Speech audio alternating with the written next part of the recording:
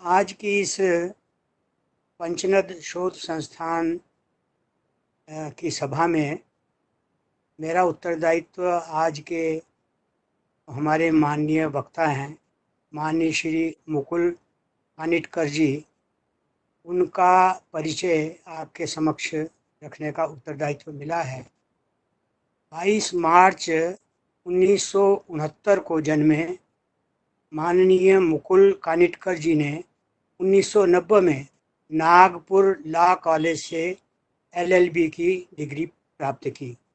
आप 2012 से भारतीय शिक्षण मंडल के अखिल भारतीय संगठन मंत्री का उत्तरदायित्व निभा रहे हैं। 2008 से 2011 तक आप विवेकानंद इंटरनेशनल फाउंडेशन के सचिव रहे। 2007 से मध्य प्रदेश योग परिषद के सदस्य हैं। प्रशिक्षण कार्यशालाओं की रचना एवं संचालन में आपको दक्षता प्राप्त है। आपने ऐसी कार्यशालाओं में मुख्य रूप से पहली परीक्षा दे हंसते हंसते, दूसरी सार्थक ALM, तीसरी शिक्षक स्वाध्याय, चौथी अभिभावक उद्बोधन, पांचवी संस्था चालक परामर्श, इन विषयों पर कार्यशालाओं का आयोजन किया। आपने 2007 से अधिक प्रतिभागियों के लिए 2350 आनंदशालाओं की रचना की और उनका संचालन विधिवत किया। आपने 5 अंतर्राष्ट्रीय संगोष्ठियों का आयोजन किया और 28 अंतर्राष्ट्रीय संगोष्ठियों में आपकी सहभागिता रही है। महाराजा सयाजी राव विद्यापीठ वडोदरा, IIT मुंबई, IIT रुड़की, इन सब में आपने गीता और प्रबंधन इस विषय पर और सस्टेनेबल फाइनेंस इस विषय पर अतिथि विद्वान गेस्ट स्कॉलर के रूप में पाठ्यक्रमों का संचालन किया। आपने 8000 से अधिक व्याख्यान विभिन्न विषयों पर विभिन्न स्थानों पर दिए। 1990 से राष्ट्र सेवा में आप समर्पित हैं। विवेकानंद केंद्र में के जीवन वृत्ति 1990 से 2012 तक रहे। आपने 12 पुस्तकें लिखी हैं, जिनमें 3 इंग्लिश में हैं, 1 मराठी में, 8 हिंदी में हैं। 2150 से अधिक लेख हिंदी, इंग्लिश और मराठी भाषा में आपने विभिन्न पत्र पत्रिकाओं में लिखे। सामूहिक कक्षा योग कक्षा में आपने विश्व रिकॉर्ड बनाया।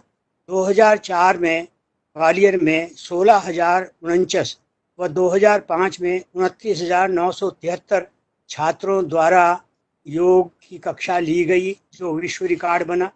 आप 2007 से प्रतिवर्ष 12 जनवरी को मध्य प्रदेश में करोड़ों छात्रों के लिए सामूहिक सूर्य नमस्कार का संचालन करते हैं।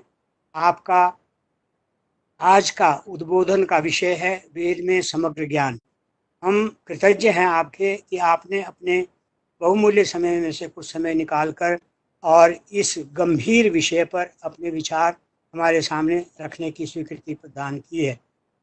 अब चूंकि आज का विषय बहुत ही गंभीर है, वेद में समग्र ज्ञान विज्ञान, तो मैं थोड़ा सा विषय का परिचय भी आपको देना चाहूँगा।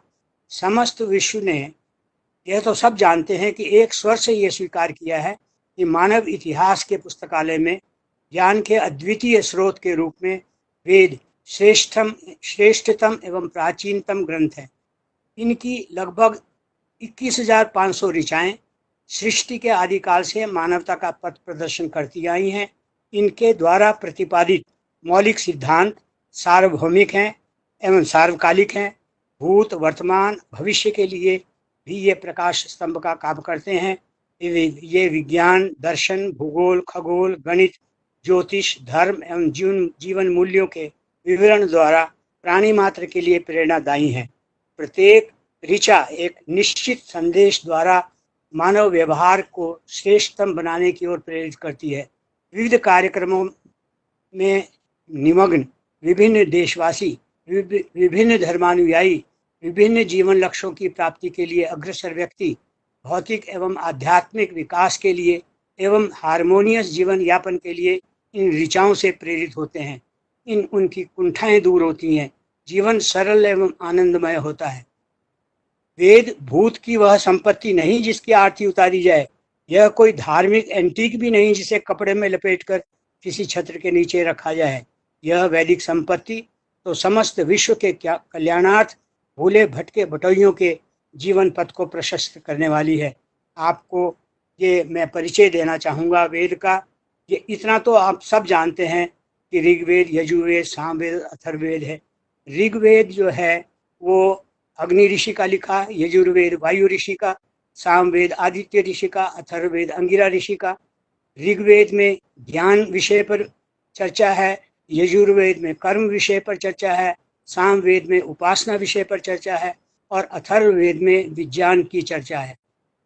ऋग्वेद में 10,589 मंत्र हैं, ऋचाएँ हैं।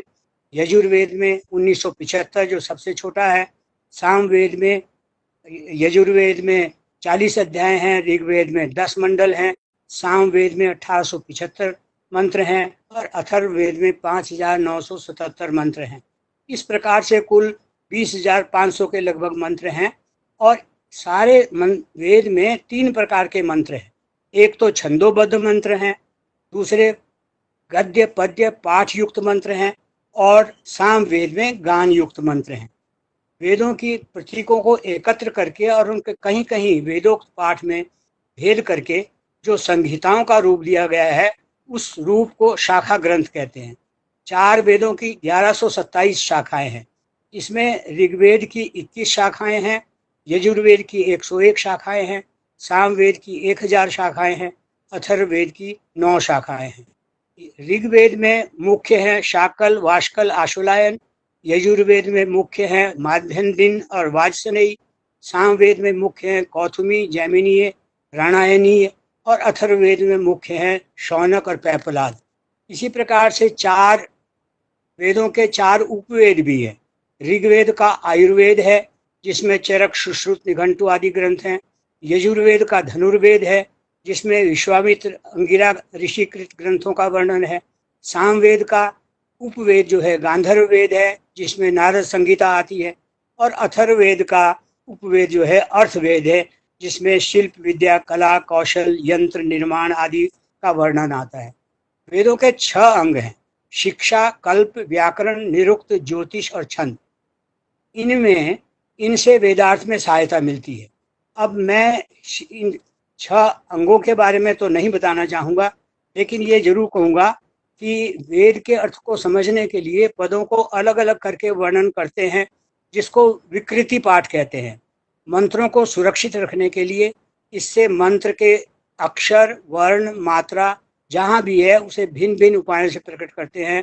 जैसे जटा पाठ, माला पाठ, शिखा पाठ, लेखा पाठ, ध्वज पाठ, दंड पाठ, रथ पाठ, घन पाठ। तो मंत्र में संहिता पाठ के संशय दूर होने पर ये जटा आदि पाठ से जब उसको पढ़ते हैं तो सारे संशय दूर हो जाते हैं। वेदों के 6 उपांग हैं जिनको हम दर्शन के नाम से जानते हैं। ये आपने सुना ही है। न्याय दर्शन गौतम ऋषि का लिखा हुआ है जिसका विषय परमाणु है। वैशेषिक दर्शन कणाद ऋषि का लिखा हुआ है जिसका विषय काल है। सांख्य दर्शन कपिल मुनि का लिखा हुआ है जिसका विषय प्रकृति है। योग दर्शन महर्षि पतंजलि का लिखा हुआ है जिसका विषय पुरुषार्थ है। पूर्व मीमांसा जैमिनी ऋषि का लिखा हुआ है जिसका विषय कर्म है। और वेदांत महर्षि व्यास का लिखा हुआ है जिसका विषय ब्रह्म विद्या है। इसके अतिरिक्त ब्राह्मण ग्रंथ हैं।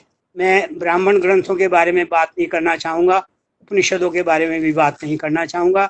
केवल ये बताऊँगा कि भारत में वेदों के भाष्यकार जो हुए यास्क ऋषि, सायण, स्कंद स्वामी, उद्गीत, माधव, आत्मानंद, रावण, उव्वट, महीधर, मुदगल, देव स्वामी, शौनक, भव स्वामी, स्वामी दयानंद हुए।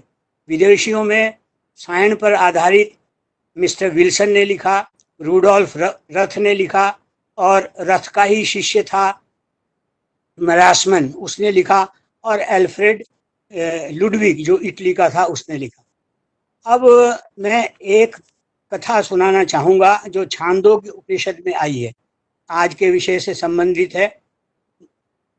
मैं महर्षि सनत कुमार के पूछने पर नारद ने ये कहा कि हे भगवान, मैंने ऋग्वेद, यजुर्वेद, सामवेद, अथर्ववेद, इतिहास, पुराण, वेदों के अर्थ, विधायक ग्रंथ, पितृ विद्या, राशि विद्या, देव विद्या, विधि विद्या, वाको वाक्य विद्या, एकायन विद्या, देव विद्या, ब्रह्म विद्या, भूत विद्या, क्षत्र विद्या, नक्षत्र विद्या और सर्वदेश जन आदि का अध्ययन किया है।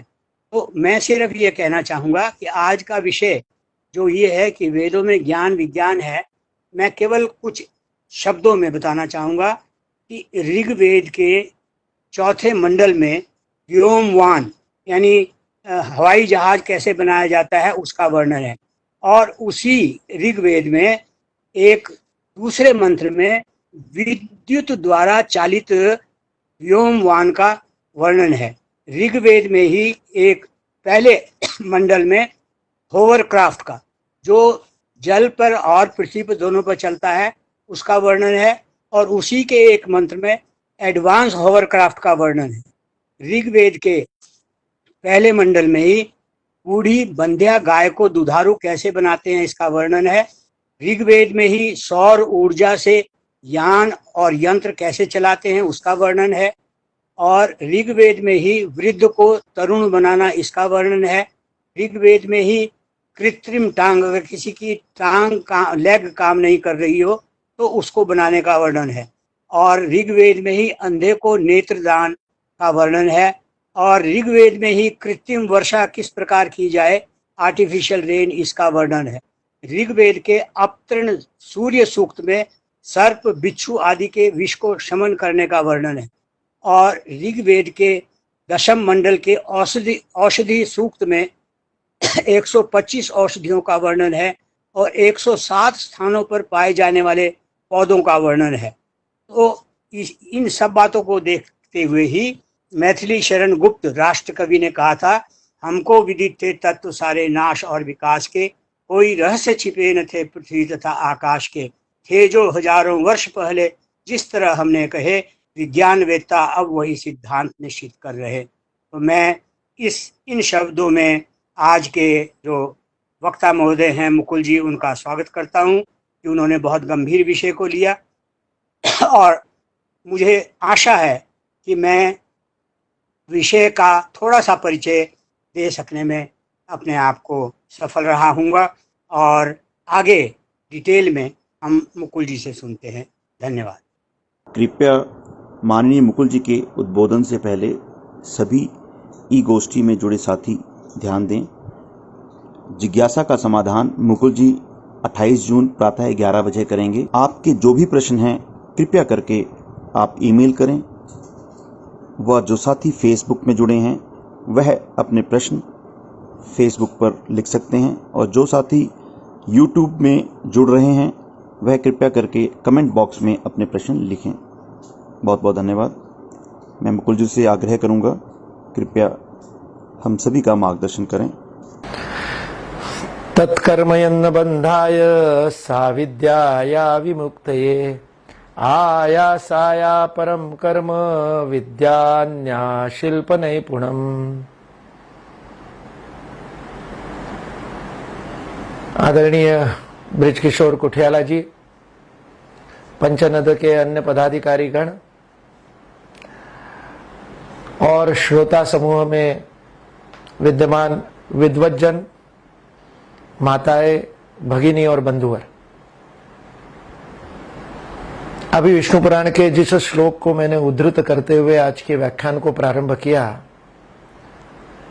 वह श्लोक भारत की विद्या की व्याख्या बताने वाला श्लोक है। इसलिए हम भारतीय शिक्षण मंडल में उसे ध्येय श्लोक के रूप में प्रयोग करते हैं।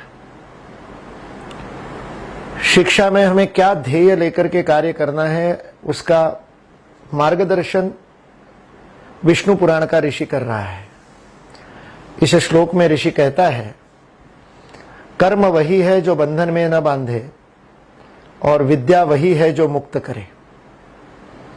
अन्य सभी कर्म व्यर्थ का प्रयास है, परिश्रम है किंतु परिणाम नहीं है, और अन्य सभी विद्याएं केवल मात्र कारीगरी है जो अभ्यास से ही प्राप्त हो जाती है।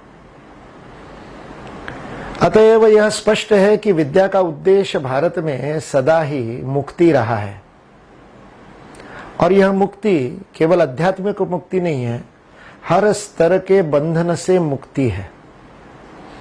जो बंधन हो उस बंधन से मुक्त होने के लिए जो प्रयत्न किए जाते हैं उसे विद्या कहा है, क्योंकि ज्ञान प्राप्त होने से ही बंधन टूटता है। वेदांत में बड़ा प्रसिद्ध उदाहरण है माया को समझाने के लिए, रज्वाम भुजंगम इव प्रतिभासितम वही। आचार्य शंकर कहते हैं अंधेरे में रस्सी पड़ी है और भयभीत मन को उसके अंदर सर्प दिखाई देता है, और इसलिए वह अपने स्थान से हिल नहीं पाता, बंध जाता है, उसकी घिघी बन जाती है, हम हिंदी में कहते हैं। चिल्लाने के लिए मुंह से शब्द भी नहीं निकलते, पलायन करने के लिए भी त्राण नहीं है और सामना करने के लिए भी त्राण नहीं है, नाइदर फाइट नॉर फ्लाइट। स्थानबद्ध होकर के भयभीत हो जाता है। क्यों? बंधन किस कारण है? अज्ञान के कारण है। सूर्योदय होता है या कहीं से कोई प्रकाश आता है, कृत्रिम व नैसर्गिक प्रकाश, और पता चलता है अरे ये तो रस्सी है, सर्प नहीं है। ज्ञान होता है और भय समाप्त हो जाता है, बंधन मुक्त हो जाता है, फिर घूमना शुरू हो जाता है। अज्ञान ही मात्र बंधन है। इतने बड़े 10 टन के हाथी को एक छोटी सी नारियल की रस्सी से बांध देते हैं, और उस गांठ से बंधा हुआ, जो नारियल की रस्सी में बंधी हुई गांठ है, उससे कई गुना शक्तिशाली लोहे की श्रृंखला को भी तोड़ने की क्षमता रखने वाला हाथी उस नारियल की छोटी सी रस्सी की गांठ में बंधा खड़ा रहता है, तोड़ता नहीं है। क्यों है वह बंधन? वह बंधन इस भ्रम से है कि वह जो गांठ है उसने मुझे बांध रखा है, और यह जो ग्रंथि मन के अंदर ग्रंथि बंध गई, इस ग्रंथि से मुक्त होना बंधन मुक्त होना है, और वह ज्ञान मात्र से होता है।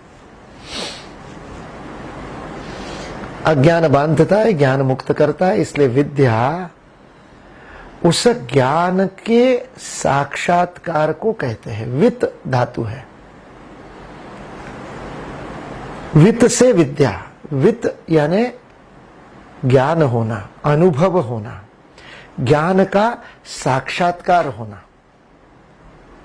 कोई प्रदान कर रहा है और हम प्राप्त कर रहे हैं, यह उपदेश हो सकता है, वह सूचना हो सकती है, वह जानकारियां हो सकती है, किंतु ज्ञान की तो अनुभूति करनी होती है। जब अनुभव होता है तब वह अनुभव मेरा अपना ज्ञान बन जाता है, इसे वित्त कहते हैं। और जो सम्यक जानता है उसे संवित कहते हैं। और ऐसा सब कुछ जो जाना हुआ है उसे वेद कहते हैं, वह भी वित्त धातु से है। जो जानने योग्य है, जो जाना गया है, जो सारे ज्ञान का लक्ष्य है, ऐसे समग्र ज्ञान का जो एक समग्र एकत्रित स्वरूप है उसे वेद कहते हैं। इसलिए उसे अपौरुषेय कहा है। हम लौकिक अर्थ में बोल देते हैं वेद 4 है,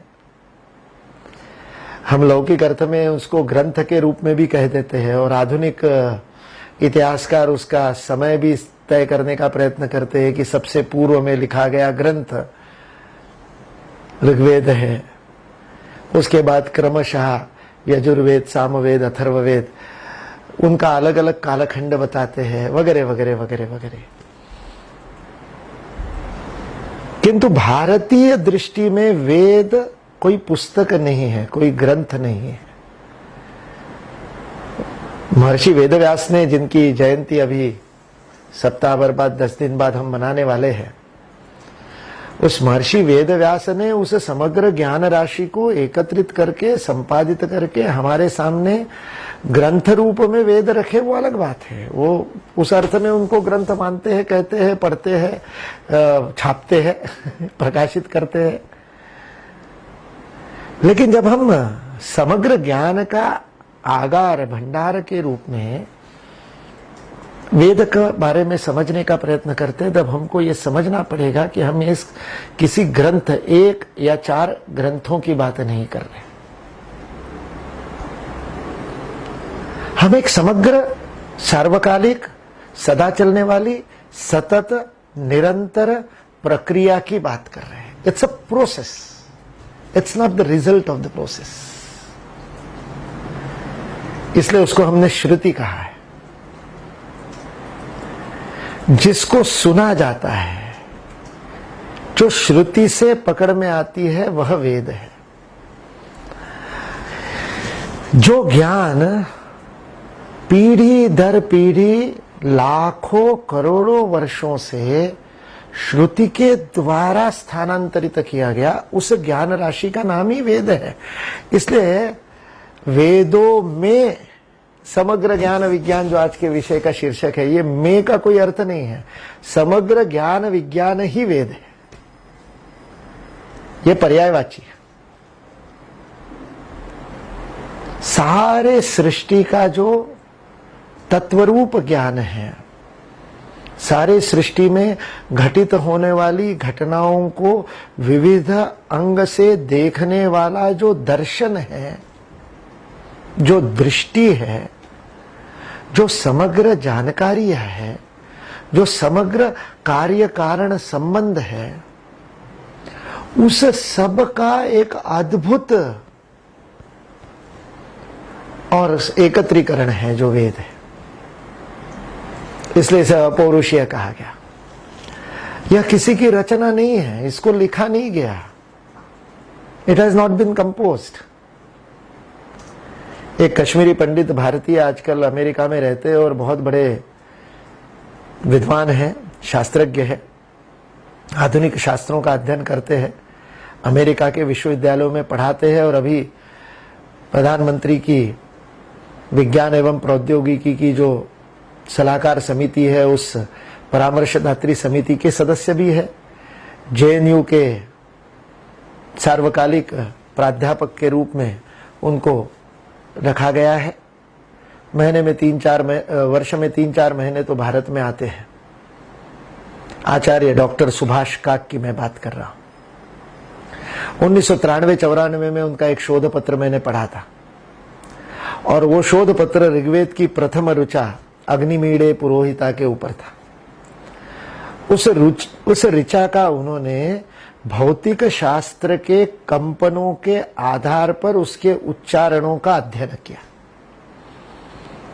जो साउंड वाइब्रेशंस उस ऋचा के सही उदात्त अनुदात्त स्वरों के साथ किए गए पाठ से उत्पन्न होते हैं, उसको फिजिक्स के यंत्रों का उपयोग करके क्या फ्रीक्वेंसी है, क्या उसकी लय है, क्या उसकी पिच है, क्या उसका स्वर है, इस सब का अध्ययन करके उन्होंने उस सारी मात्राओं का विश्लेषण और संश्लेषण किया और 6-7 पृष्ठ का लगभग 4000-5000 शब्दों का वह अद्भुत साइंटिफिक शास्त्रीय लेख शोध पत्र। और उसके अंत में सुभाष काक जी ने निष्कर्ष निकाला, सारे भौतिक विज्ञान के और शब्द के, मतलब ध्वनि के, आवाज के, साउंड के, वाइब्रेशंस के सारे सिद्धांतों को प्रतिपादित करते हुए अंत में उन्होंने कहा कि ये इतना परफेक्ट है, इतना सर्वश्रेष्ठ है कि यह किसी मनुष्य द्वारा रचित नहीं हो सकता। इसलिए उन्होंने भौतिक शास्त्र के आधार पर सिद्ध किया कि वेद अपौरुषेय है। हम तो इसे अपौरुषेय इसलिए मानते हैं क्योंकि समस्त ज्ञान का जो मूल है वह हम उसे हम ईश्वर कहते हैं, ब्रह्म कहते हैं। उसी का ज्ञान प्राप्त करना है, उस ब्रह्म विद्या को ही वास्तविक विद्या कहते हैं। और इसलिए उसके द्वारा प्रदत्त या उसके द्वारा प्रकट अभिव्यक्त ज्ञान का साक्षात्कार जब ऋषि को हुआ, और ऋषि उसे ही कहते हैं जिसको ऋत का साक्षात्कार हो, सारे जगत में प्लावित यह ज्ञान जब ऋषि के सामने अपने आप को प्रकट करता है और उसको उसके दर्शन होते, आश्चर्यवत पश्यति कश्चिते न आश्चर्यवत शृणोति तथैव चान्य, आश्चर्यवत वदति तथैव चान्य। भगवत गीता कहती है जब वो ज्ञान का साक्षात्कार होता है तो वो ऋषि आश्चर्य से देखता है, आश्चर्यवत दिखता है, पश्यति दिखता है। ये नहीं कहा कि उसको समझ में आता है, ये नहीं कहा कि ही अंडरस्टैंड्स, ये नहीं कहा कि कॉग्निशन होता है, समझ में आता है। क्या कहा? ऐसे स्पष्ट दिखाई देता है जैसे आंखों के साथ में चक्षुर्वै सत्य, हस्तामल कहा, हाथ में लखे हुए और आंवले की तरह स्पष्ट दिखाई देता है। और जब उसको दिखाई देता है तब उसी आश्चर्य के साथ वह बोलता है, अरे सुनो भाई, शृण्वन्तु विश्वे अमृतस्य पुत्र आए धामानि दिव्यानि तुत्सु। अरे सुनो सुनो, मेरी बात सुनो, तुम अमृत के पुत्र हो। वह ऋषि बोल उठता है। ये जो ज्ञान का साक्षात्कार अपने आप को प्रकट किया मंत्र के रूप में, ऋचाओं के रूप में, अर्चना के लिए पद्धति के रूप में, उपासना की विधि के रूप में, यज्ञ की विधि के रूप में, देवताओं के सूक्तों के रूप में, स्तोत्र के रूप में, ऐसे विभिन्न पद्धति से यह अनुभूति जन्य ज्ञान का जो प्रकटीकरण हुआ है उसे वेद कहते हैं। इसलिए उसको अपौरुषेय कहा। वह उस ऋषि की रचना नहीं है, मंत्र की रचना नहीं की, इसलिए मंत्र रचयिता ऋषि नहीं कहा, मंत्र दृष्टा ऋषि कहा। इसलिए वेदों में ज्ञान विज्ञान की चर्चा करते समय वेद की जिस परिभाषा को या जिस व्याख्या को या जिस समझ को लेकर के मैं आपसे चर्चा कर रहा हूं, वह मैं आपके सामने स्पष्ट करना चाहता हूं। इसलिए वेद के 4 ग्रंथ लेकर के बैठ गए और उन 4 ग्रंथों का अनुवाद हिंदी, अंग्रेजी, पंजाबी, गुजराती, मराठी किसी भाषा में पढ़ लिया उन मंत्रों का, और उस आधार पर फिर हमको सारा ज्ञान भी मिल जाएगा, विज्ञान भी मिल जाएगा, फिजिक्स भी मिल जाएगा, केमिस्ट्री भी मिल जाएगा, बायोलॉजी भी उसमें ढूंढ लेंगे, इलेक्ट्रॉनिक्स भी मिल जाएगा और क्वांटम फिजिक्स भी मिल। अगर इस दृष्टि से आप सोच रहे हैं तो आप वेदों की समझ नहीं लेकर के बैठे। वेद ग्रंथ नहीं है, मैक्स मुलर के द्वारा किए गए अनुवाद या सायणाचार्य के भाष्य का मैक्स मुलर द्वारा किया गया अनुवाद, उस अनुवाद से अंग्रेजी, अंग्रेजी से जर्मनी, जर्मनी से और किसी भाषा में अनुवादित होकर के उस आधार पर और विज्ञान की खोजें विश्व ने की। ऐसा यदि अतिरंजित कोई दावा करता है तो मैं उसकी बात यहां पर करने के लिए नहीं बैठा। भारतीय जीवन दृष्टि को समझे बिना वेद को नहीं समझ सकते, क्योंकि वेद भारत की जीवन दृष्टि को परिभाषित करता है, पोषित करता है, रक्षित करता है, पालता है। आज भी भारतीय समाज में वह धर्म दृष्टि, वह जीवन दृष्टि, वह त्याग दृष्टि, वह भोग दृष्टि यदि आज भी भारतीय जीवन में यदि हमको दिखाई देती है, जीवंत दिखती है, तो वह वेद के कारण है। हमारे यहाँ एक बोला जाता है, वेदे च लोके च, जो वेदों में है वह लोक में है। वेद में विद्वानों के द्वारा समझ करके, अनुभूत करके उसको प्रकट किया गया और श्रुति के द्वारा उसके पाठ की रक्षा की गई, पीढ़ी दर पीढ़ी रक्षा की गई, इतने आक्रमणों के मध्य रक्षा की गई, इतने ग्रंथालय जला दिए। बख्तियार खिलजी ने जब नालंदा को जलाया तब कहते कि 6 महीने तक ग्रंथालय जल रहा था। कितनी ग्रंथ राशि होगी, जल गई। गांठ बांधी थी, वो गांठ बांधी हुई जल गई। ज्ञान को ग्रथित किया था, ज्ञान को गांठ में बांध करके कोडिफाई करके हम उसको उकल सके, हम उसका साक्षात्कार, वही अनुभूति जो विश्वामित्र को हुई थी गायत्री के दर्शन के समय है, ओम भूर्भुवः स्वः के दर्शन के समय उस मंत्र दृष्टा ऋषि को जो अनुभूति हुई, जप के द्वारा, सही पाठ के द्वारा उस अनुभूति का साक्षात्कार जब मुझे होता है तब गायत्री मंत्र मुझे समझ में आता है। भू का अर्थ क्या, भुव का अर्थ क्या, स्व का अर्थ क्या, धी का अर्थ क्या, ये हिंदी में, पंजाबी में, अंग्रेजी में अनुवाद करने से गायत्री मंत्र समझ में नहीं आता। गायत्री मंत्र का पुरस्चरण करके उसको सिद्ध करना पड़ता है, और सिद्ध तब होता है जब मुझे उस मंत्र में ग्रंथित बांधी गई कोडिफाइड अनुभूति ज्ञान की जो विश्वामित्र को हुई थी, वही जिस दिन मुझे होगी, उस दिन गायत्री मंत्र सिद्ध होगा। यह वेद के ज्ञान को उकलने का, डिकोड करने का, वेद की ज्ञान राशि को अनुभव करने का यही एकमात्र माध्यम है। ये आधार लेकर के आगे का विषय हमको समझना पड़ेगा। आज जो सृष्टि में, आज जो पश्चिम के जगत में सृष्टि को समझने का प्रयत्न चल रहा है, जिसको हम नेचुरल साइंसेस कहते हैं, और हिंदी में उसका अनुवाद विज्ञान के रूप में करते हैं। संस्कृत में विज्ञान शब्द का अर्थ अलग है, इसलिए संस्कृत में ज्ञान विज्ञान कहते ही अर्थ बदल जाता है। भगवद गीता के 9वें अध्याय में भगवान श्री कृष्ण राज विद्या राजगुह्य योग को बताते समय कहते हैं, ज्ञानम विज्ञान सहितम। यह मैं अब तुमको बताने जा रहा हूं, जीवन का गूढ़ रहस्य मैं तुमको बताने जा रहा हूं, और ज्ञान और विज्ञान सहित बताऊंगा। वहां पर विज्ञान शब्द का यह अर्थ नहीं है जो आज साइंस के अर्थ में हम ले रहे। साइंस के लिए संस्कृत शब्द है शास्त्र। इसलिए भारत की अनेक भाषाओं में, खास करके महाराष्ट्र में, कर्नाटक में और तेलुगु में शास्त्रज्ञ कहते हैं, जिसको हम हिंदी में वैज्ञानिक कहते हैं। साइंटिस्ट को शास्त्रज्ञ कहते हैं, शास्त्र का ज्ञाता कहते हैं। तो आधुनिक पश्चिम का जो शास्त्र है, या हिंदी के शब्दावली के लिए विज्ञान भी शब्द प्रयोग के, हिंदी में तो दिक्कत नहीं, संस्कृत में विज्ञान बोलने से नहीं चलेगा, संस्कृत में शास्त्र बोलना पड़ेगा। यह जो साइंसेस है, इन साइंसेस का भी ज्ञान वेद में है क्या? है, क्योंकि समग्र ज्ञान वेद में है।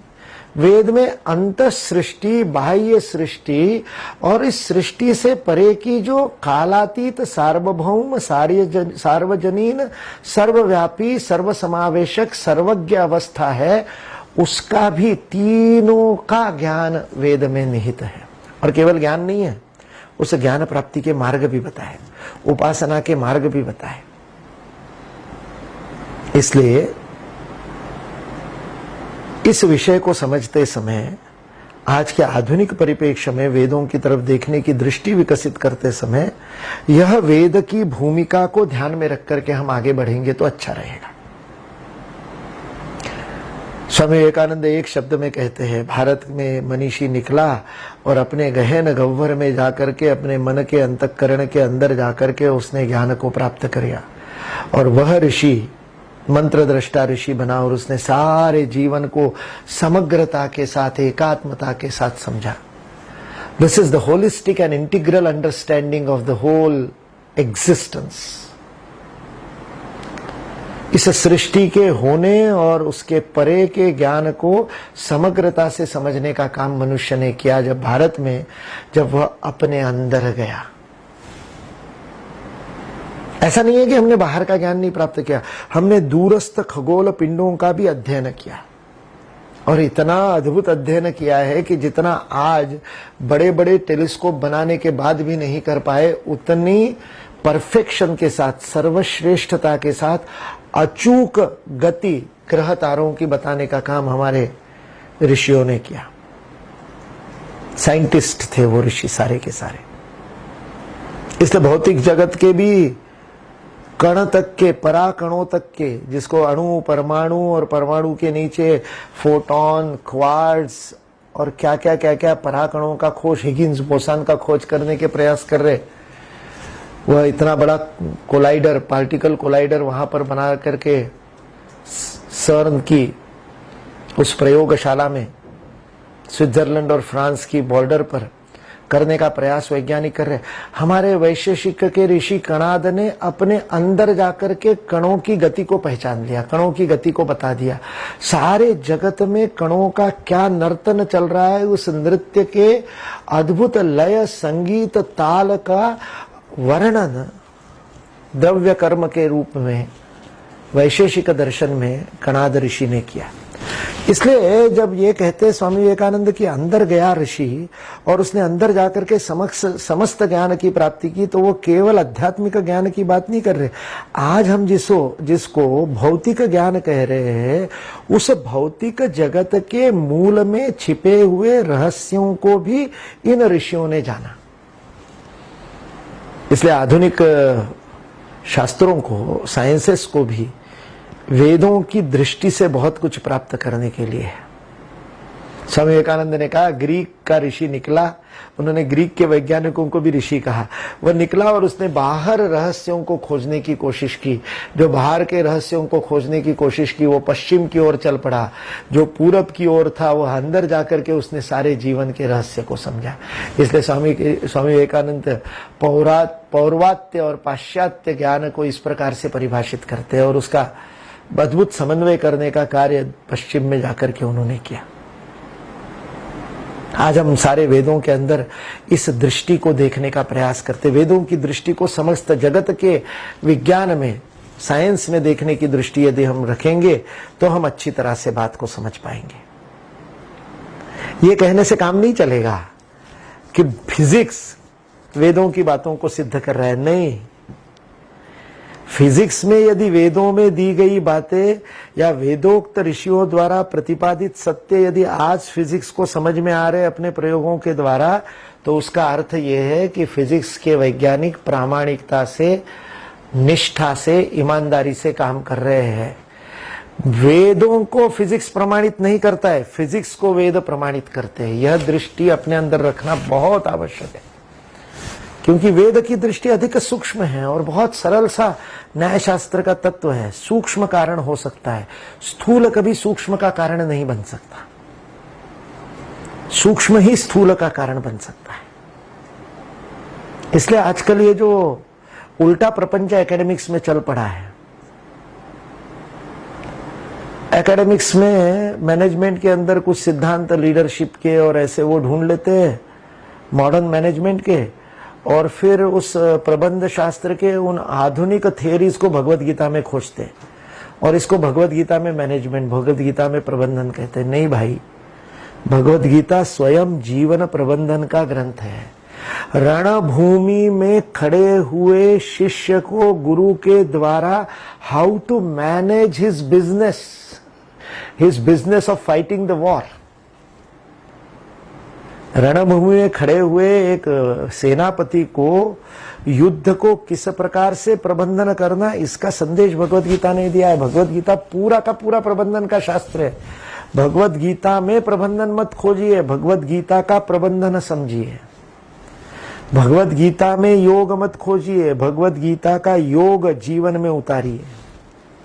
वैसे ही वेदों का विज्ञान, वेदों का ज्ञान वेदों में नहीं,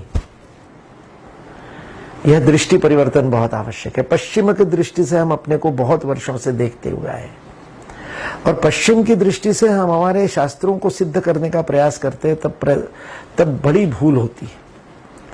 इसलिए आज हमको हमारी अव्यभिचारिणी, अस्खलित, निष्ठावान, शुद्ध भारतीय दृष्टि अपने शास्त्रों के प्रति रखने की आवश्यकता है और उस आधार पर पश्चिम के शास्त्रों का मूल्यांकन हम करेंगे। हमारे वैशेषिक के विद्वान अनुभूति के आधार पर तय करेंगे कि फिजिक्स सही दिशा में जा रहा है कि नहीं जा रहा है। हिरण्यगर्भात समवर्तताग्रे का सूक्त, हिरण्यगर्भ का सूक्त सुनकर के और किसी पश्चिम के वैज्ञानिक ने जब उसका अर्थ समझा, उसने कहा अरे क्या गजब बात लिखी है। सोने के अंडे के समान एक गर्भ था और उस गर्भ में से सारी सृष्टि उत्पन्न हुई। अभी भगवत गीता के 13वें अध्याय में भगवान श्री कृष्ण ने यही बताया, 14वें अध्याय में, कि इस महत योनि में गर्भम दधाम्यहम, मैं ब्रह्म उसको गर्भ देता हूं। उस हिरण्य गर्भ की व्याख्या वैज्ञानिकों ने बिग बैंग थ्योरी के रूप में करी कि हम बिग बैंग थ्योरी में यही कहते हैं, और हमारे विद्वानों को बड़ा मजा आया। हमारे बहुत सारे विद्वान वक्ता कहने लगे देखो देखो फिजिक्स सिद्ध कर रहा है कि हिरण्यगर्भ वाला जो वेदों में लिखा था वो सही है। और अभी कुछ दिनों बाद उन्होंने कहा बिग बैंग थ्योरी तो ठीक नहीं है, ये तो प्रोबेबल है। अब तो दूसरी थ्योरी, सृष्टि के जगत के निर्माण की दूसरी थ्योरी हम लेकर के आएंगे। अब वो 3-4 और थ्योरी, केओस की और क्या क्या क्या क्या फिजिक्स, थ्योरेटिकल फिजिक्स वाले लेकर के आ रहे। फिर तुम्हारा हिरण्यगर्भ कहाँ चला गया? इसलिए पहले हिरण्यगर्भ को समझो, बिग बैंग को समझ करके हिरण्यगर्भ नहीं समझ में आएगा। हिरण्यगर्भ को समझोगे तो बिग बैंग थ्योरी की त्रुटियां भी समझ में आ जाएगी। क्या त्रुटि समझ में आएगी? ये त्रुटि समझ में आएगी कि आप जो ये सोच रहे हो कि कुछ काल पूर्व भूतकाल में जगत निर्मित हुआ और भविष्य काल में समाप्त हो जाएगा, ये जो एक रेखीय काल गणना है। ब्रीफ हिस्ट्री ऑफ टाइम में स्टीफन हॉकिंस, जिसको आधुनिक न्यूटन भी कहा जाता था, अभी कुछ वर्ष पूर्व ही उनका शरीर शांत हुआ। जीवन भर व्हील चेयर में बैठे रहे, बोलना भी नहीं आता था, शरीर से दिव्यांग थे। उसके बाद भी कल्पना से पूरे जगत को समझने का उन्होंने प्रयत्न किया। 90 के दशक में उनकी पुस्तक आई ब्रीफ हिस्ट्री ऑफ टाइम, काल का संक्षिप्त इतिहास। हिंदी अंग्रेजी सभी भाषाओं में उपलब्ध है, अवश्य पढ़नी चाहिए। मंगवा करके पढ़िए, पीडीएफ डाउनलोड करके पढ़िए, लेकिन पढ़िए जरूर। उसमें पूरे जगत में, ब्रह्मांड में जो खगोल पिंड है, उनसे आने वाले लाइट स्पेक्ट्रम्स आदि का अध्ययन करके, और उन्होंने बताया कि क्या है काल। और उसमें वो एक उदाहरण देते हैं कि फिजिक्स ने, भौतिक शास्त्र ने काल को एक रेखीय मान करके सारी रचनाएं की है। इसलिए उन्होंने वो एंट्रोपी की भाषा बताते हुए कि डेल्टा एच, बहुत लोगों ने याद किया होगा कि जैसे जैसे किसी भी सिस्टम में, किसी भी व्यवस्था में जैसे जैसे ऊर्जा बढ़ती है, वैसे वैसे उसका प्रसारण होते जाता है, और प्रसारण होने के कारण वो विघटित होती है। उन्होंने उसके लिए उदाहरण दिया कि एक और मेज के ऊपर चाय का कप रखा हुआ है, किसी के धक्के से वो नीचे गिरता है और टूट जाता है।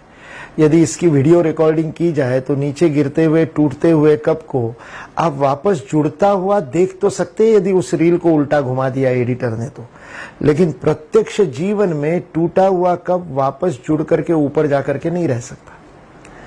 इसलिए मन का यह जो एक संकीर्णता है, मर्यादा है, सीमा है, जिसमें मन काल को एक दिशा में ही समझ पाता है, इस मन की बाधा से बाधित होकर के सारा का सारा फिजिक्स इस एक रेखीय काल गणना में फंसा रह गया। और इसी एक रेखीय काल गणना के कारण से अनेक बातें आज के फिजिक्स में एज्यूम करनी पड़ती है, मान करके चलना पड़ता है। ये मैं नहीं कह रहा हूं, मैं तो कोई फिजिक्स का विद्वान भी नहीं हूं, थोड़ा सा अध्ययन किया है समझने के लिए, लेकिन ये स्टीफन हॉकिंस कह रहा है कि ये द्विआयामी, 2 डायमेंशनल एंड लीनियर अप्रोच, इसके कारण सारी गड़बड़ हुई। क्योंकि जब तीसरा आयाम मिला, एक्स और वाई के साथ जब जेड एक्सिस जोड़ दिया गया, और जब जीवन त्रिआयामी हो गया, तो त्रिआयामी हो गए ही ये बहुत सारे द्विआयामी जो संदर्भ थे वो समाप्त हो गए। और आगे चल करके स्टीफन हॉकिंस कहता है, जब वैज्ञानिकों ने तीसरे आयाम के परे जाकर के चौथे आयाम को खोजने का प्रयत्न किया, can there be the 4th dimension, तब वैज्ञानिकों को पता चला the 4th dimension is infinite dimension. जो चौथा आयाम है वह अनंत है। हमारे यहां उसके लिए शब्द है तुरीय अवस्था, कालातीत अवस्था, स्वप्न जागृत सुषुप्त से परे, सत्व रज तम से परे, त्रिगुणों से परे जो गुणातीत अवस्था है उसको तुरीय अवस्था कहा। द 4th डायमेंशन इज तुरीय अवस्था। तुरीय का अर्थ ही 4th है। द 4th डायमेंशन इज तुरीय अवस्था, और वो जो तुरीय अवस्था है वह अनंत है, अनादि है, अनंत है, अजय है, अमर है, अविनाशी है, अव्यय है। इन्हीं विशेषणों से उसके बारे में बताया जाता है। ब्रीफ हिस्ट्री ऑफ टाइम में फिजिक्स वहीं पर आ रहा है।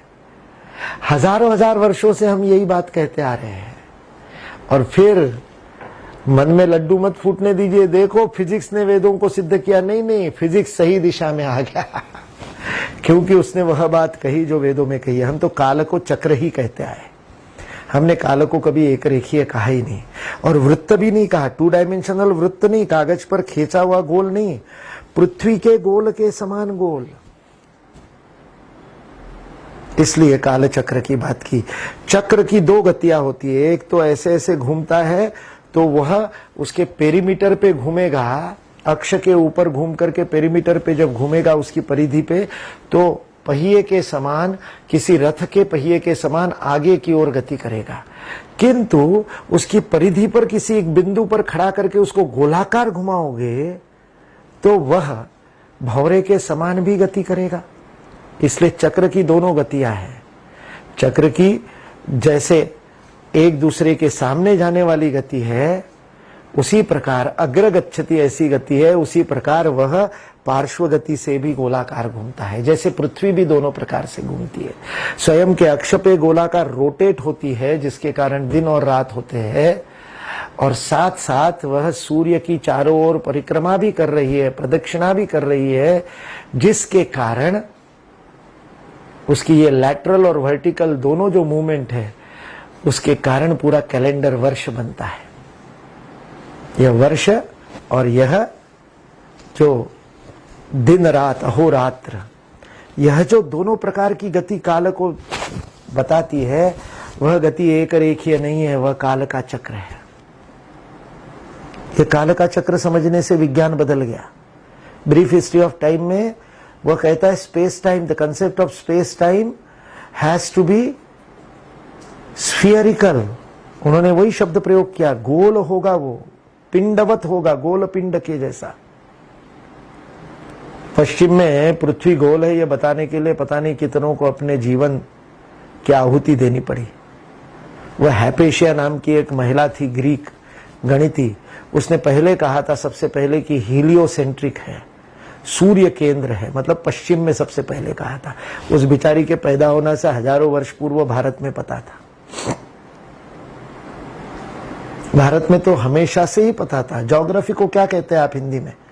अंग्रेजी का जो शब्द है जियोग्राफी, जियोग्राफी उन्होंने शब्द कहा, जियो यानी पृथ्वी और ग्राफी यानी उसके बारे में समझने का, रेखा चित्र के रूप में समझने का ज्ञान। Graphy is photogenic. ग्राफी का अर्थ होता है जिसको किसी ग्राफ में अंकित किया जा सके, रेखांकित किया जा सके। भू को रेखांकित जो करता है वो जियोग्राफी शब्द है। लेकिन हिंदी में, मराठी में, गुजराती में, कन्नड़ में, पंजाबी में क्या कहते हैं? भूगोल। तब से पता था भूगोल है। हजारों हजार वर्ष पहले से हमारे वैज्ञानिकों को पता था कि भूगोल है। बेचारे गैलीलियो को मार दिया गया केवल ये सिद्ध करने के लिए। बेचारे ने डंडा रख रख करके उस डंडे की छाया को दिखा करके और क्षितिज कैसे गोलाकार दिखता है वो सब बता करके सिद्ध करने की कोशिश की पृथ्वी गोल है। तो उन्होंने कहा बाइबल में तो लिखा है चपटी है, तू फालतू उल्टी बातें मत कर, तू बाइबल के विरुद्ध है, धर्मद्वेष्टा है, बिगॉट। और बिगॉटरी की सजा दी, उसको मार दिया गया। कोपरनिकस को मार दिया गया क्योंकि उसने कहा कि सूर्य के चारों ओर तरफ पृथ्वी घूमती है। क्योंकि बाइबल में लिखा था सूर्य पृथ्वी के चारों तरफ घूमता है, सुबह उगता है ना पूरब से, दिखता तो है उगता हुआ, और पश्चिम की तरफ जाता है।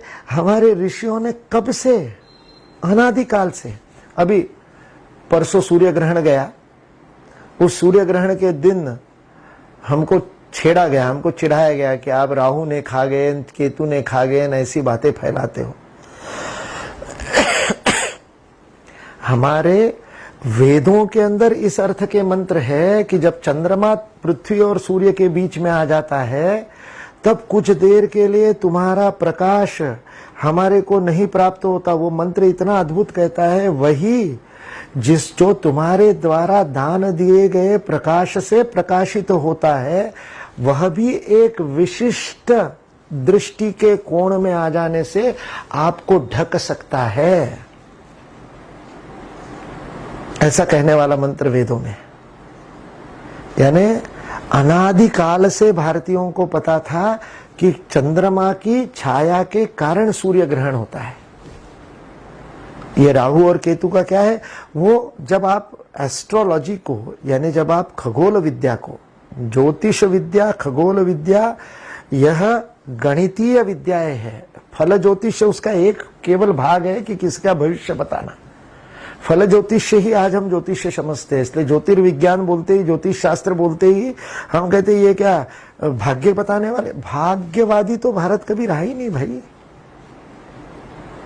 ज्योतिष भी, फल ज्योतिष सही गणित सीखा हुआ यदि फल ज्योतिषी हो तो वो आपका भविष्य नहीं बता रहा होता है, वो आपका प्रारब्ध बता रहा होता है। वो बताता है कि चित्तगत प्रारब्ध के कारण आपको क्या परिस्थितियां मिलेगी, उन परिस्थितियों में आप क्या कर्म करोगे, वो पुरुषार्थ तो आपके हाथ में है। इसलिए भविष्य नहीं बताता ज्योतिषी, ज्योतिषी परिस्थितियां बताता है, फ्रेमवर्क बताता है क्या बनेगा, क्योंकि आपके प्रारब्ध में क्या है उसकी गणना वो कर सकता है। उस आधार पर वह ग्रह नक्षत्रों की गणना करता है। तो हमारे ऋषियों ने उसका गणित रखाया, तब ज्योतिर्विज्ञान बना। ज्योतिर्विज्ञान उसको इससे कहा क्योंकि ये दूरस्थ सारे जितने ग्रह तारे वो चमकते हैं ज्योति के समान।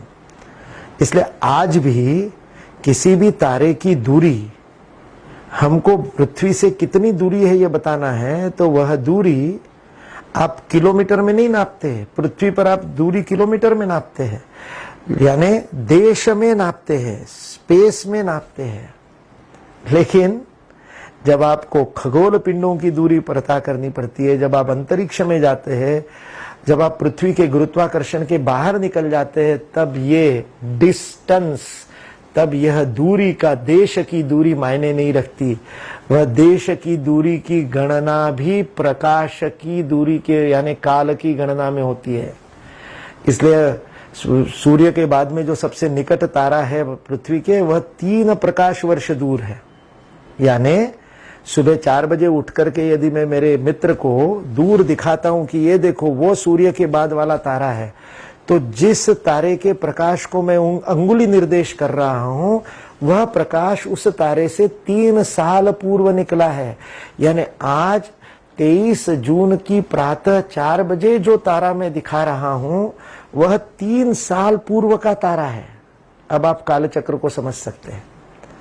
यदि आप 550 वर्ष पूर्व जाकर के कहीं पर किसी ऐसे स्थान पर जाकर के जो 500 प्रकाश वर्ष पृथ्वी से दूर है और वहां पर से दूरबीन लगा करके यदि आप पृथ्वी को आज देख पाए तो आपको पता चलेगा कि गुरु गोविंद सिंह को और गुरु नानक देव को हम देख सकते हैं। उतने प्रकाश वर्ष दूर जाना पड़ेगा। इसका अर्थ यह सृजन, यह सृष्टि जिसको बिग बैंग कह रहे कुछ साल पूर्व हुआ नहीं। हिरण्यगर्भ का अर्थ है यह सारा ब्रह्मांड ही हिरण्यगर्भ है, जिसका सृजन, पालन और संहार प्रतिक्षण हो रहा है। यह वेद की अत्यंत शास्त्रीय, हिंदी में कहा जाए तो वैज्ञानिक, साइंटिफिक जीवन दृष्टि है। यही घटित हो रहा है। जीवन का अर्थ ये है, मेरे शरीर के अंदर इस क्षण हजारों कोशिकाएं मर रही है, हजारों कोशिकाएं उसका स्थान ले रही है। मैं ये भाषण वक्तव्य पूरा करूंगा तब तक मेरे शरीर का और 1/3 भाग बदल गया होगा। और फिर भी मैं गर्व से कहता हूं ये मुकुल का शरीर। अरे कौन से मॉडल की बात कर रहा है? 2 साल पहले का मॉडल तो पूरा बदल गया है। एक कोशिका भी वो नहीं बची जो 2 साल पहले थी।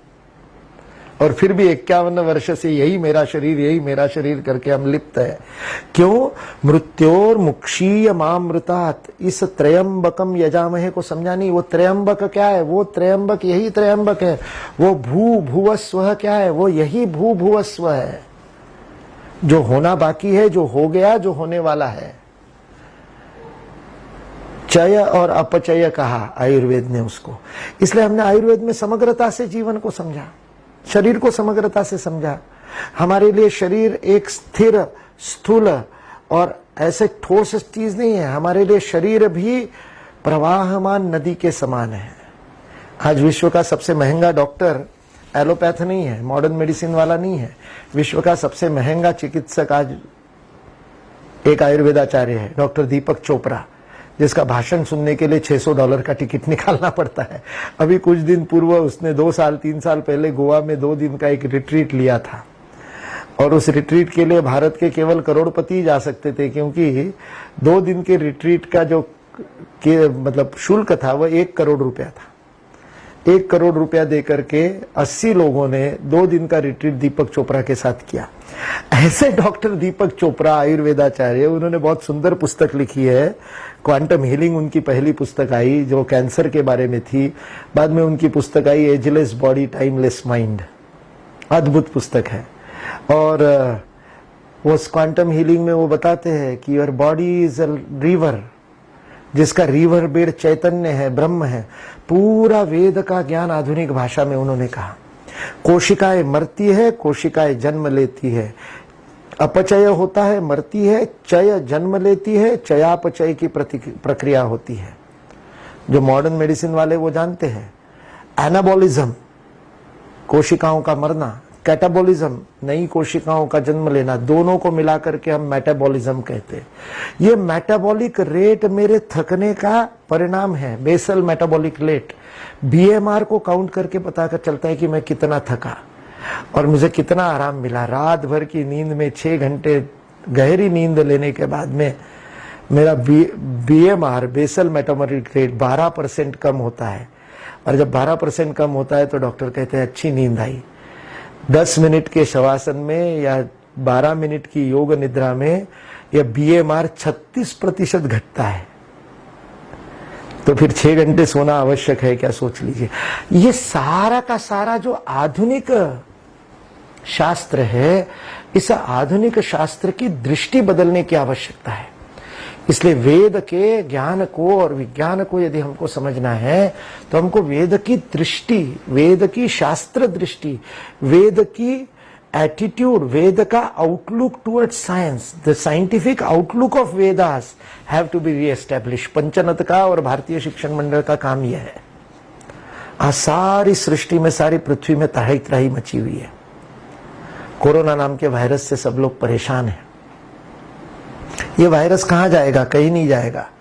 ये वायरस तो हमारे आसपास ही रहेगा। अभी वो महामारी के रूप में क्यों है? क्योंकि उस वायरस के प्रतिरोध करने के लिए आवश्यक क्षमता हमारे शरीर में अभी उत्पन्न नहीं हुई है, इसलिए वो हमको मारता है। स्वाइन फ्लू कहीं चला थोड़ी गया, अपने आसपास उसके जीवाणु आज भी है, लेकिन वो जीवाणु और विषाणु हमारे शरीर पे इसलिए असर नहीं करते क्योंकि हमारी इम्यूनिटी विकसित हो गई। यह जो अपनी आंतरिक शक्ति के विकास की जीवन दृष्टि है, यह जीवन दृष्टि भारत की जीवन दृष्टि है। निश्रेयस के बिना अभ्युदय संभव नहीं, आंतरिक विकास के सिवा भारत का भौतिक विकास संभव नहीं। यह समुत्कर्ष की जीवन दृष्टि वेद की जीवन दृष्टि है। सारे जगत में जो एकात्मता है, जिस एकत्व से सारा जगत जुड़ा हुआ है, जिसको आज विज्ञान समझ रहा है, आधुनिक विज्ञान आज उनको समझ में आता है कि मैक्सिको में कहीं पर ऑयल स्पिल होता है तो अंडमान निकोबार के कोरल्स को उसका डैमेज होता है। कहाँ मैक्सिको और कहाँ अंडमान निकोबार, लेकिन अंदर के अंडर करंट से, अंतर प्रवाहों से सारा सागर एक है। यह दृष्टि विज्ञान को अब समझ में आ रही है। अब विज्ञान समझ पा रहा है कि एक छोटा सा क्वार्ट्स पराकण भी पूरी सृष्टि को अपने साथ लिए बिना हिल नहीं सकता। ऑब्जर्वर बायस का सिद्धांत आ गया, वो बताता है। इसलिए हमको अपनी जीवन दृष्टि बदलनी पड़ेगी। निकोला टेस्ला की जीवन दृष्टि स्वामी विवेकानंद ने बदली जब डेट्रॉइट में 7 दिन उसके साथ रहे। उसको उपनिषद की जीवन दृष्टि दी और उसको फिजिक्स नए ढंग से दिखने लगा। तब जड़ और चेतन के बीच का संबंध उसको समझ में आया। जब फिजिक्स को आकाश तत्व नहीं पता था और उसकी जगह कुछ ईथर से सारा जगत भरा हुआ है ऐसा फिजिक्स मान करके चल रहा था, एजम्पशन, उस समय स्वामी विवेकानंद ने उपनिषदों के सत्य निकोला टेस्ला को बताया, जिस आधार पर आइंस्टाइन ने E=mc² का पेपर लिखा। हेजनबर्ग ने अनसर्टेनिटी प्रिंसिपल दिया कि न्यूटन के जो गति के सिद्धांत है, जो बाह्य स्थूल जगत में काम करते हैं, वह पराकणों के स्तरों पर काम नहीं करते। आप जब छोटे छोटे इलेक्ट्रॉन्स के परे जाकर के जब आपने छोटे कण देखे, तब उसने कहा इन कणों की स्थिति और गति एक साथ नहीं बता सकते। आप नहीं बता सकते कि कौन सा कण कहाँ पर है। वैशेषिक का कणाद बता सकता है, क्योंकि वहां पर न्यूटन के 3 गति के नियम है, वैशेषिक के 5 कर्म है, 6 नियम है। 5 कर्मों के वैशेषिक में 6 नियम हैं, और वो गति के नियम जितने स्थूल जगत पे काम करते हैं उतने ही क्षण जगत पे भी काम करेंगे, क्योंकि वो समग्रता से देखे गए हैं, केवल बाह्य ऑब्जर्वेशन से, निरीक्षण से नहीं बने। हेजनबर्ग को जब पता चला कि न्यूटन के नियम कणों पर लागू नहीं होते, तब वो उसको लगा कि मुझे सारी जो शास्त्रज्ञों की, वैज्ञानिकों की जो समुदाय है, साइंटिफिक कम्युनिटी है, वो मुझे मानेगी नहीं, मुझे मना कर देगी। हुआ ना, आइंस्टाइन बेचारा स्ट्रिंग थ्योरी बताते बताते मर गया, तब किसी ने उसकी बात मानी नहीं, और उसके 25 साल बाद उनको समझ में आया आइंस्टाइन सही कह रहा था। ये लय के रूप में काम करते हैं, वेव्स के रूप में, प्रकाश या कण है। उसने कहा दोनों है, कण भी है और वेव भी है। नहीं माना लोगों ने, लड़ते रहे। उस समय 2 लड़ाइयां थी, एक कण मानते थे, एक वेव्स मानते थे। आगे चल करके स्ट्रिंग थ्योरी आई, जिसने दोनों थ्योरीज को मिला करके प्रकाश के बारे में बताया। आइंस्टाइन बता करके चला गया, नहीं समझे थे। वैसे ही हेजनबर्ग ने कहा मुझे नकार देंगे यदि मैं ऐसा सिद्धांत बताऊंगा तो। हेजनबर्ग ने फ्रिट्जॉफ कापरा नाम के अन्य एक वैज्ञानिक को दिए हुए अपने साक्षात्कार में बताया, मुझे अनसर्टेनिटी प्रिंसिपल, अनिश्चितता का सिद्धांत पता चलने के बाद भी प्रकाशित करने की हिम्मत, साहस में जुटा नहीं पाया। 1929 में, 1929 में हेजनबर्ग भारत आया। गुरुदेव रविंद्रनाथ ठाकुर के निमंत्रण, हाँ ठाकुर, वो अंग्रेजों का किया हुआ टैगोर मत प्रयोग करो, भारतीय नाम प्रयोग करो। गुरुदेव रविंद्रनाथ ठाकुर के बुलावे पर, निमंत्रण पर हेजनबर्ग जब भारत में आया और गुरुदेव के साथ रहा, तब उपनिषदों को उसने समझा, सुना, तो उसको इतना आश्चर्य हुआ। वो कहता है फ्रिट्जॉफ कापरा को, I thought my self crazy and hence I was not publishing my theorem, my new findings about the movement of particles। मैं अपने आप को पागल समझता था। मैं समझता था कि मेरे जैसा पागल को लोग मेरे को पागल कहेंगे, इसलिए प्रकाशित नहीं कर रहा था। जब मैंने उपनिषदों के आइडियाज को सुना और समझा तो मुझे लगा these are crazier than me, और इसलिए मुझे यह साहस मिला कि मैं अपने अनसर्टेनिटी प्रिंसिपल को प्रकाशित कर सकूं। उस अनसर्टेनिटी प्रिंसिपल के कारण ही सारा आधुनिक इलेक्ट्रॉनिक डेवलप हुआ, क्वांटम मैकेनिक्स डेवलप हुआ। यदि हेजनबर्ग को उपनिषद साहस नहीं देते प्रकाशित करने का, तो फिजिक्स आज जो वेदों के निकट आया वो नहीं आ पाता। इसलिए वेद दृष्टि से ही फिजिक्स भी आगे बढ़ा है, चाहे निकोला टेस्ला का हो, चाहे आइंस्टाइन का हो, चाहे हेजनबर्ग का हो। आज भारतीय मनीषियों का, भारतीय वैज्ञानिकों का काम है। जगदीश चंद्र बसु ने वनस्पति में प्राण सिद्ध कर दिए, वह आगे धातु में भी प्राण सिद्ध करने वाले थे, लेकिन उससे पूर्व ही उनकी मृत्यु हो गई। 112 वर्ष बाद भी भारत के फिजिक्स के लोग केवल पश्चिम की Galileo, Newton, Einstein, Edison, Tesla, Heisenberg की बातें बताते रहेंगे, या जगदीश चंद्र की बसु की बात पर आगे काम करेंगे। और सारा जगत प्राणवान है, प्राणसेदम वशेत सर्वम त्रिदिवे यत् प्रतिष्ठितम। क्या उपनिषदों के इस मंत्र को फिजिक्स में सिद्ध करने का काम नहीं करेंगे? इसलिए यह सर्वव्यापी चेतना की चिति द्वारा ही जड़ का, चिति का घनीभूत रूप जड़ है। इस उपनिषद की, इस वेद की एकात्म दृष्टि को सभी आधुनिक शास्त्रों में लागू करना यह भारत का काम है। फिर वो राजनीति का हो, फिर वो समाज का शास्त्र हो, या फिर भौतिक शास्त्र हो, रसायन का शास्त्र हो, या जीव शास्त्र हो, यह प्राण विद्या ही हमारी जीवन दृष्टि बदलेगी। इसलिए वेदों में समग्र ज्ञान विज्ञान नहीं, जगत का समग्र ज्ञान विज्ञान की दृष्टि वेद हमको देते हैं। वह वेद की दृष्टि स्वीकार करेंगे तो गणित समझ में आने लगेगा, वह वेद की दृष्टि स्वीकार करेंगे तो फिजिक्स समझ में आने लगेगा, वह वेद की दृष्टि समझने लगेंगे तो पराविज्ञान समझ में आएगा, पराकण समझ में आएंगे। हिगिन बोसान को बोसान कहा जाता है क्योंकि सत्येंद्रनाथ बसु ने प्रयोग किए, प्रफुल्ल चंद्र रे ने प्रयोग किए। जिन्होंने हिस्ट्री ऑफ हिंदू केमिस्ट्री लिखी वो प्रफुल्ल चंद्र रे, बंगाल केमिकल्स के निर्माता। आज आत्मनिर्भर भारत की बात हम कर रहे, प्रफुल्ल चंद्र रे ने आज से 125 वर्ष पूर्व आत्मनिर्भर भारत की नींव डाली। उस दृष्टि को लेकर के काम करने की आवश्यकता है। इसलिए पंचनद के विद्वानों से, भारतीय शिक्षण मंडल के विद्वान कार्यकर्ताओं से और इस फेसबुक के सजीव प्रसारण को देखने वाले समस्त मनीषियों से मेरा आह्वान है कि वेद की दृष्टि अपनाइए।